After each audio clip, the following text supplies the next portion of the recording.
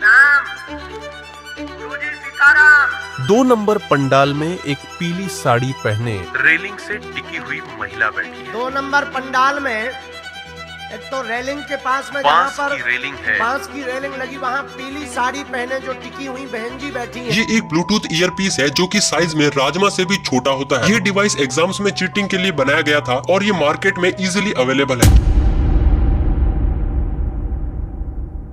So hello guys, welcome back to this video. तो बिना वक्त गवाए शुरू करते हैं पार्ट 2। तो गाइज पार्ट 1 को देखकर आपको ये समझ आ चुका होगा कि ये पाखंडी फर्जी पर्चा बनाकर कैसे मासूम और भोली भाली जनता को बेवकूफ बनाता है। और अगर आप बिना पार्ट 1 देखे पार्ट 2 देख रहे हैं तो मेरा सजेशन है आपको पहले आप पार्ट 1 देखें, वरना पार्ट 2 पर ट्रस्ट करना आपके लिए थोड़ा मुश्किल हो सकता है। तो चलिए शुरू करते हैं। अगर आप इनके दिव्य दरबार के शोज कंप्लीट देखोगे तो आप नोटिस करोगे कि ये लाखों की भीड़ में से 10-12 लोगों को अलग अलग जगह से चुनते हैं, जिनमें मुख्य 3 तरह के लोग होते हैं। पहले वो जिन्हें नाम लेकर बुलाया जाता है, दूसरे वो जिन्हें आगे से रैंडमली बुलाया जाता है, और तीसरे वो जिन्हें पहनावे से या जो भीड़ में सबसे अलग दिख रहे होते हैं उन्हें बुलाया जाता है। इसके अलावा आप ये भी नोटिस करोगे कि जिन लोगों को पहनावे से या आगे से रैंडमली चुना जाता है उन्हें कभी भी नाम लेकर नहीं बुलाया जाता। और बाएं कंधे पर यानी बाएं हाथ के कंधे पर गमछा होगा।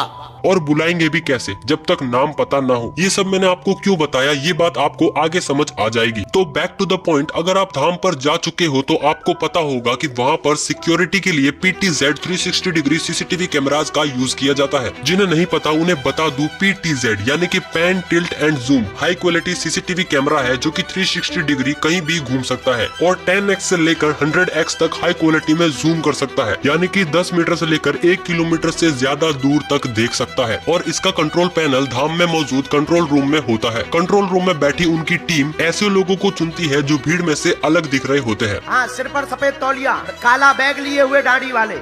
लेकिन अब मेन क्वेश्चन ये है कि ये इन्फॉर्मेशन धीरेन्द्र शास्त्री तक कैसे पहुंचाई जाती है। तो आज की इस वायरलेस टेक्नोलॉजी के रहते ये करना कोई बड़ी बात नहीं है, लेकिन हमारी भोली भाली जनता इस टेक्नोलॉजी के बारे में नहीं जानती। ये काम होता है GSM मॉड्यूल और ब्लूटूथ डिवाइस की मदद से। ये एक ब्लूटूथ ईयरपीस है जो कि साइज में राजमा से भी छोटा होता है। ये डिवाइस एग्जाम्स में चीटिंग के लिए बनाया गया था और ये मार्केट में इजिली अवेलेबल है। ये 2 वे कम्युनिकेशन को सपोर्ट करता है, लेकिन इस केस में ये सिर्फ धीरेन्द्र शास्त्री तक इन्फॉर्मेशन पहुँचाने का काम करता है। और कभी कभी ये डिजिटल स्क्रीन का भी यूज कर लेते हैं जिसका कंट्रोल एजेंट के हाथ में होता है। जब भी धीरेन्द्र शास्त्री को एजेंट से कांटेक्ट करना होता है तो वो कुछ कोड वर्ड का यूज करते हैं। राम साधु जी, राम गुरुजी सीताराम। 2 नंबर पंडाल में एक पीली साड़ी पहने रेलिंग से टिकी हुई महिला बैठी है। 2 नंबर पंडाल में एक तो रेलिंग के पास में जहाँ बांस पर की रेलिंग है। बांस की रेलिंग लगी, वहाँ पीली साड़ी पहने जो टिकी हुई बहन जी बैठी है। किसी को भीड़ में से सिर्फ उसके पहनावे के आधार पर बुलाना काफी ज्यादा कंफ्यूजिंग हो जाता है जब तक उसका नाम ना पता हो, क्योंकि बहुत सारे लोगों ने एक जैसे कलर के कपड़े पहने होते हैं। इसीलिए यही कारण है कि हमेशा भीड़ में से अलग दिखने वाले व्यक्ति को ही बुलाया जाता है। जैसे कि किसी ने सर पर तौलिया बांधा हो, काला चश्मा लगा रखा हो, या किसी ने हाथ में झंडा, नारियल, स्केच पकड़ा हो। हाँ, सिर पर सफेद तौलिया, दादा गुरुजी का चित्र लिए हुए विराजमान,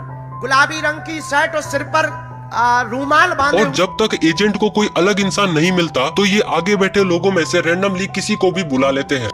बिटिया बहन जी, आपके बगल वाली बहन जी जो चश्मा लगाए हुए माता जी बैठी, जी माँ आ जाओ माँ। और जिन 2-3 लोगों का नाम लेकर बुलाया जाता है, या तो वो लोग स्क्रिप्टेड होते हैं या ये वो लोग होते हैं जिनका नाम टोकन में निकलता है। जिनको नहीं पता कि टोकन सिस्टम क्या है, ये एक अर्जी लगवाने का माध्यम है जो बिल्कुल लॉटरी सिस्टम की तरह काम करता है। बागेश्वर धाम में आयोजित होने वाले दिव्य दरबार का हिस्सा होने के लिए बागेश्वर धाम से टोकन लेना पड़ता है। इस टोकन वाले पर्चे में अपना नाम, पता और मोबाइल नंबर लिखकर बागेश्वर धाम में जमा करना होता है।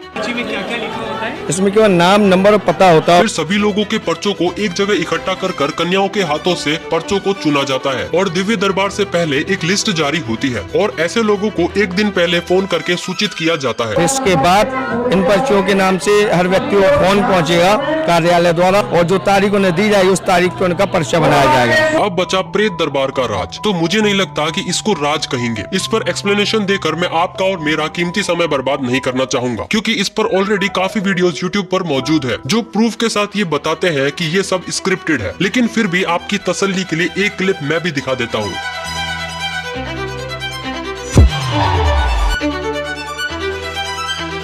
क्या आपको सच में लगता है कि भूत को महिला की इज्जत की चिंता हो रही है, इसलिए वो साड़ी ठीक कर रही है? हद है यार अंधभक्ति की भी। और गाइस, मैंने जो एविडेंस के तौर पर वीडियो क्लिप्स दिखाई है उस पर यकीन करना थोड़ा मुश्किल है, इसलिए हमारी टीम एविडेंस कलेक्ट करने के लिए ऑडियंस बनकर जा रही है। तो कुछ टेक्निकल टीम फ्रीक्वेंसी पर ट्रांसमिट हो रही रेडियो सिग्नल्स को कैप्चर करने की पूरी कोशिश कर रही है, ताकि धीरेन्द्र शास्त्री और उनके एजेंट के बीच हो रही कम्युनिकेशन को डिक्रिप्ट करके आपके सामने एज अ प्रूफ दिखाया जा सके। तो पार्ट 3 में हम पूरे सबूतों के साथ इस सीरीज को एंड कर देंगे। तब तक के लिए आप पार्ट 1 और पार्ट 2 को उन सभी लोगों को शेयर कर दो जो इस पाखंडी को भगवान समझ बैठे हैं। और चैनल गुम न जाए इसलिए चैनल को सब्सक्राइब करके रखना। मिलते हैं नेक्स्ट वीडियो में, तब तक के लिए बाय बाय।